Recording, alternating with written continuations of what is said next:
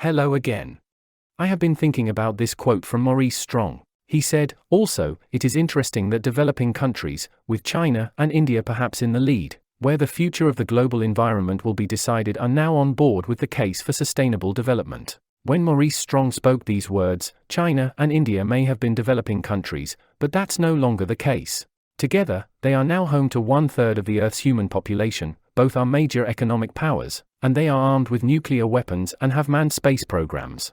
Before we get into the rest of the video, please support my channel by subscribing and hitting the like button. Now, back to the video. Let's start off by looking at India's population growth and access to electricity. The population of India in 2000 was 1 billion. It is now 1.43 billion, and by 2024 India will be the most populous country on the planet. India's population has increased by 43% in only 2 decades. The combined populations of China and India have increased by over 600,000 since the start of this century, and India's population increase alone is greater than the combined populations of the USA and the United Kingdom. Population increase, however, is only part of the picture. 20 years ago, 44.2% of the population of India, that is 442 million people, did not have access to electricity. Today, just 30 million people, 2.1% of the population, do not have access to electricity. That is an astonishing achievement. India was the 13th largest economy in 2000. It is now poised to become the 5th largest economy ahead of the UK and France. Where does India get its power from? 58% of India's electricity is generated by fossil-fueled power stations, primarily by burning coal.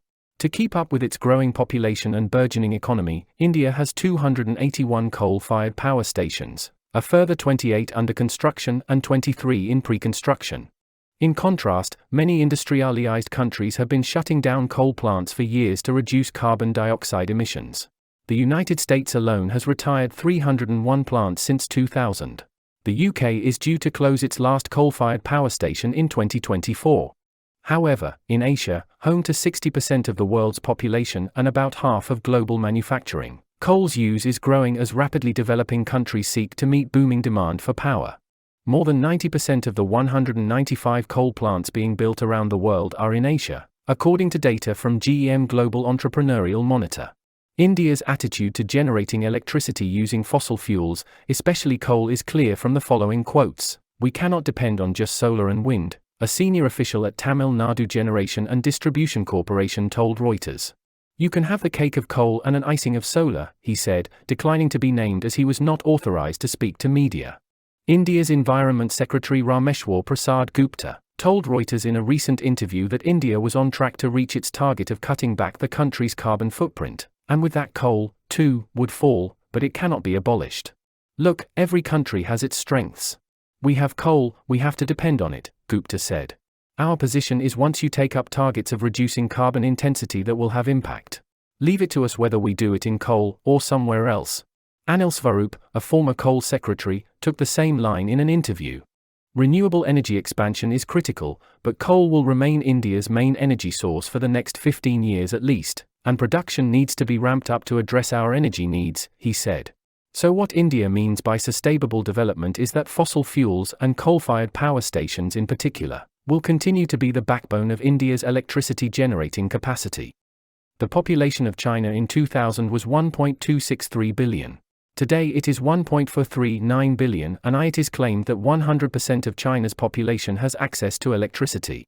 The number of India's coal-fired power stations is dwarfed by China, which is the top global coal miner, the biggest consumer of coal and emitter of 47% of the world's carbon dioxide from burning coal, a figure that is likely to get even bigger. More than 1,000 coal-fired power stations are in operation in China, with a further 240 planned or already under construction. China will not reach peak carbon dioxide emissions until 2030 and has given no commitment to stop there. Also, like India, China has given no firm commitment to becoming carbon dioxide neutral.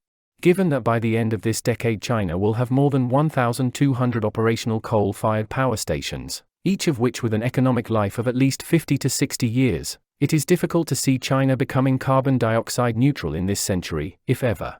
That is how China is on board with sustainable development.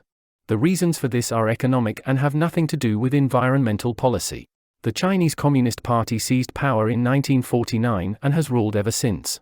In only one generation it has transformed the country from being a predominantly agrarian society to a leading industrial nation, and the second largest economy in the world. India's transformation has been no less spectacular. The leaders of both countries understand that the key to retaining political power is by providing continuing prosperity to their people. That, not environmental policy, is their primary goal. Then there is Africa. Africa, the second most populous continent, is home not only to a third of the world's human population, but is also home to 60% of the world's population that does not have access to electricity. This is dramatically shown on the nighttime satellite image of Africa. The 10 poorest countries in the world are in sub-Saharan Africa. Yet, Africa, as a continent, has an abundance of natural resources, including coal and other fossil fuels. Some African leaders have already made clear that it is unrealistic for the West to expect these countries to hold back their economic and social development. In fact, the IPCC's various reports do not expect developing economies to do so until they are on a par with Western economies. In 30 years, a nighttime satellite image of Africa could resemble how India looks today. All this brings me back to the quotation above from Maurice Strong, which I believe should now be amended to read as follows.